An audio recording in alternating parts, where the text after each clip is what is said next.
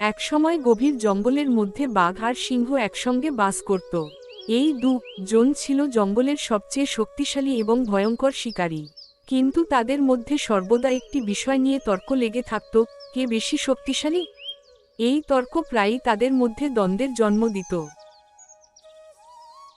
শোনো হে সিংহ, তুমি আমার সঙ্গে খামোকা লড়াই নামতে এসো না। এর পরিণাম ভালো হবে না, বরঞ্চ আমি রাজা হচ্ছি, তুমি আমার মন্ত্রী হয়ে আমার পাশে থাকো। হাসালে বাঘ মামা, হাসালে। আমি তোমার মন্ত্রী হব, তুমি বরঞ্চ আমার মন্ত্রিত্ব স্বীকার করে নাও। আমি যে এই জঙ্গলের রাজা, এই কথা সবাই জানে। তুমি খামাকা আমার সঙ্গে লড়াইয়ে নামতে এসো না, এর পরিণাম ভালো হবে না। আর আমার গর্জন সম্বন্ধে তুমি তো খুব ভালো করেই জানো। শোনো হে সিংহ, এই জঙ্গলের একটাই রাজা থাকবে, সেটা হলাম আমি। তুমি আমার মন্ত্রী হয়ে থাকো, আর তুমি আমার নখের তীক্ষ্ণ জোর তো জানোই। শোনো হে বাঘ মামা, তোমার তীক্ষ্ণ নখের জোর জানার আমার কোনো দরকার নেই। তুমি বরঞ্চ জেনে নাও আমার গর্জনে কত জোর। আমার গর্জন শুনলে তোমার ওই তীক্ষ্ণ নখ আঙুল থেকে বাইরেই আসবে না। আর শোনো, এই জঙ্গলের রাজা আমি ছিলাম, আর আমিই থাকবো। আর তুমি যদি আমার মন্ত্রী হয়ে থাকতে চাও তো থাকতে পারো। ঠিক আছে, দেখা যাবে কে হয় এই জঙ্গলের রাজা। ঠিক আছে, ঠিক আছে, তুমি দেখেই নিও কে হয় এই জঙ্গলের রাজা।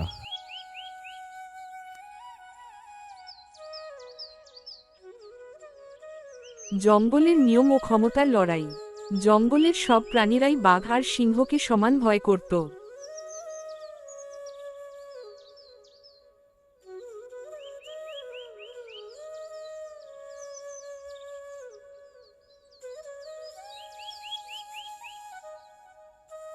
শোনো, হ্যাঁ না, তোমার সঙ্গে দুটো কথা বলি। তার আগে তুমি তোমার মুখটা বন্ধ করো, হ্যাঁ, সবসময় মুখ খুলে রাখো।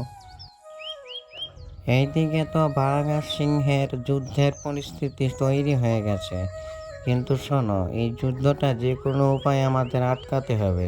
তার কারণ, যদি ওদের দুইজনের মধ্যে যুদ্ধ হয়, তাহলে এই বনটা সুরক্ষিত থাকবে না, আর আমাদেরও খুব ক্ষতি হয়ে যাবে। সে না হয় বুঝলাম পণ্ডিত মশাই, কিন্তু ওনাদের যুদ্ধ আমরা আটকাবো কি করে? যাই হোক, তোমার মাথায় তো অনেক বুদ্ধি, তুমি একটা যুক্তি বের করো। আরে ঠিক আছে, ঠিক আছে, সে না হয় যুক্তি বের করা যাবে এখন, কিন্তু শোনো, আমি যেভাবে বলবো সেইভাবেই তুমিও বলবে কিন্তু। আরে হ্যাঁ হ্যাঁ, ঠিক আছে, ঠিক আছে, তুমি যেমনটা বলছো তেমনটাই হবে। আজকে তাহলে আসি, কালকে আবার দেখা হবে বাঘ মামার সামনে গিয়ে।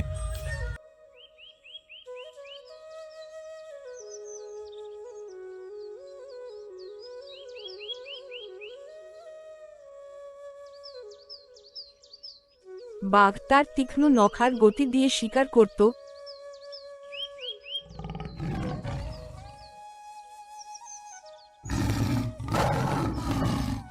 আর সিংহ তার গর্জন আর শক্তি দিয়ে শিকারীদের মনোবল ভেঙে দিত।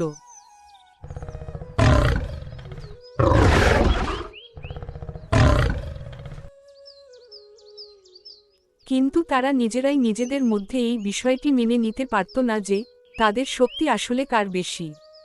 একদিন সিংহ বাঘকে চ্যালেঞ্জ করল।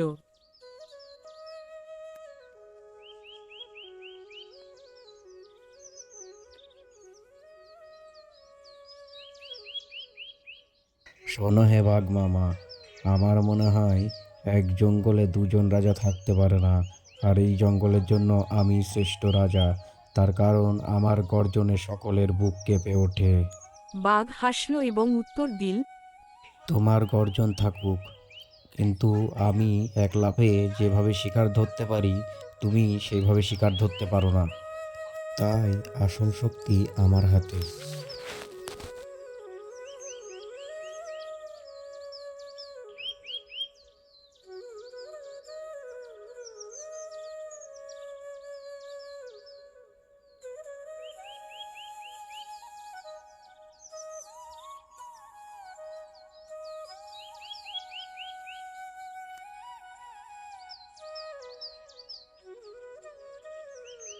প্রতিযোগিতার আয়োজন।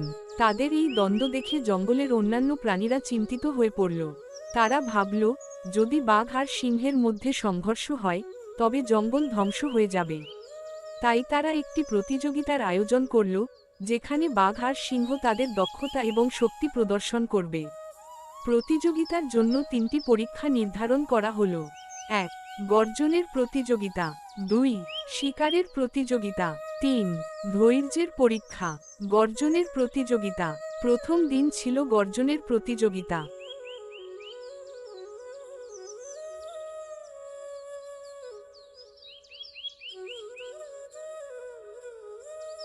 শোনো হে হায়না, এখনই বাঘ মামা আর সিংহরাজ চলে আসবে প্রতিযোগিতার জন্য। তুমি কিন্তু রেডি থেকো। ওই তো ওনারা দুজন চলে এসেছে। এই প্রতিযোগিতায় বাঘ ও সিংহকে তাদের সবচেয়ে জোরে গর্জন করতে বলা হলো। শোনো হে সিংহ মহারাজ, সর্বপ্রথম তুমি গর্জন করে দেখাও।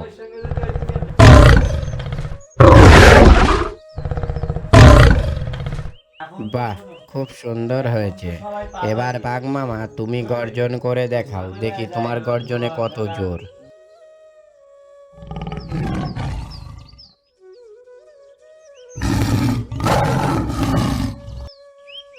বাহ, খুব সুন্দর ছিল বাঘ মামা। কিন্তু তুমি কিছু মনে করো না বাঘ মামা, সিংহ মহারাজের থেকে তোমার আওয়াজটা একটু কম ছিল, তাই আজকের প্রতিযোগিতায় সিংহ মহারাজ জিতে গেল। তাহলে আজকের প্রতিযোগিতা এখানে শেষ করলাম। আগামীকাল এই সময়ে আবার কালকের প্রতিযোগিতা শুরু হবে। তোমরা দুজন চলে এসো। তাহলে হয় না, আমি আসি আজকে। কালকে সঠিক সময়ে কিন্তু তুমি চলে এসো।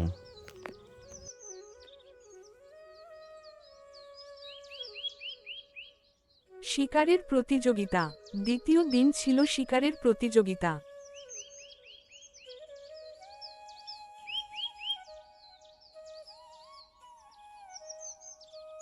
শোনো হে সিংহ মহারাজ, আর শোনো হে বাঘ মামা, গতকালকে যে প্রতিযোগিতা ছিল তাতে সিংহ মামা জয়ী লাভ করেছিল।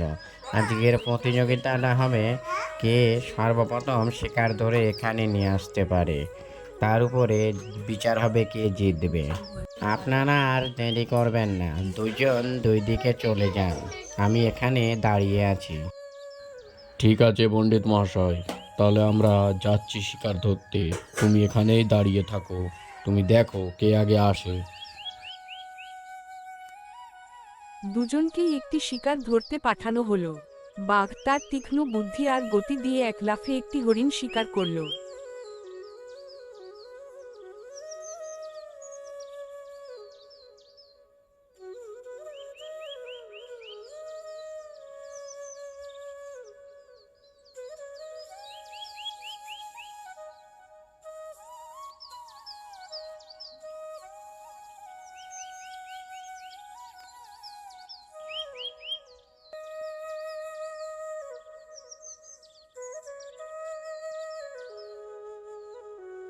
তাহলে সিংহ মহারাজ, বাঘ মামা, তোমরা দুইজনে অবশেষে চলে এসেছো। তো সিংহ মহারাজ, এবার তুমি দেখলে যে বাঘ মামা এই প্রতিযোগিতায় অনেক আগেই জিতে গেছে। তো আজকের জয়ী বাঘ মামা। কালকে আবার নতুন প্রতিযোগিতার জন্য আপনারা দুজন এখানে চলে আসবেন। অন্যদিকে সিংহ ধীরগতিতে এগিয়ে গিয়ে একটি হরিণ শিকার করল, কিন্তু তাকে অনেক বেশি সময় লেগে গেল। এই পরীক্ষায় বাঘ জয়ী হল। শোনো হে সিংহরাজ, শোনো হে বাঘ মামা, আজকের এটা শেষ পরীক্ষা ধৈর্যের। কে কতক্ষণ শিকার না করে চুপচাপ বসে থাকতে পারো, লাস্ট পর্যন্ত যে বসে থাকতে পারবে এই খেলায় সেই বিজয়ী হবে।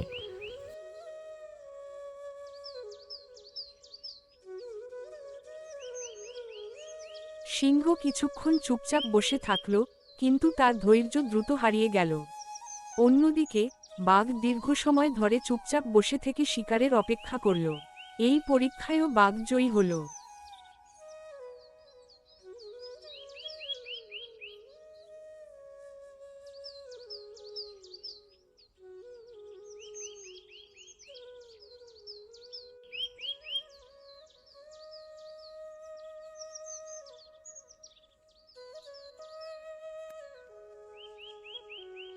শোনো হে সিংহ মহারাজ, শোনো হে বাঘ মামা, প্রতিযোগিতার শেষে দেখা যাচ্ছে তোমরা যে যার জায়গায় দুজনেই শ্রেষ্ঠ। তার কারণ সিংহ মহারাজ গর্জন এবং শক্তিতে শ্রেষ্ঠ, আর বাঘ মামা শিকার ধরাই এবং ধৈর্যর পরীক্ষায় শ্রেষ্ঠ। তাহলে তোমরা দুজন নিজের নিজের জায়গায় দুজনই শ্রেষ্ঠ।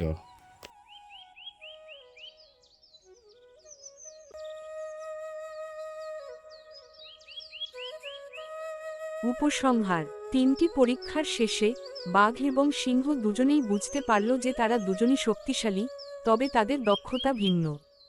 সিংহ শক্তি ও সাহস দিয়ে শাসন করে, আর বাঘ তার গতি ও কৌশল দিয়ে শাসন করে। তাই তারা সিদ্ধান্ত নিল, এই জঙ্গল কারো একার নয়। তারা একসঙ্গে শান্তিতে বাস করবে এবং অন্য প্রাণীদের রক্ষা করবে। এই কাহিনী আমাদের শেখায়, প্রতিযোগিতা ভালো, তবে অহংকার নয়। প্রত্যেকেরই আলাদা শক্তি ও দক্ষতা আছে, যা তাকে বিশেষ করে তোলে। বন্ধুরা, আজকের গল্প এখানে শেষ করছি। পরবর্তী সময়ে আরো মজার মজার গল্প নিয়ে আসবো। সকলে সুস্থ থাকুন, ভালো থাকুন। আর বন্ধুরা, আমার এই ভিডিওটা আপনাদের ভালো লাগে তাহলে একটা লাইক করে দেবেন, আর চ্যানেলটিতে নতুন হয়ে থাকলে সাবস্ক্রাইব করে বেল আইকন প্রেস করে দেবেন।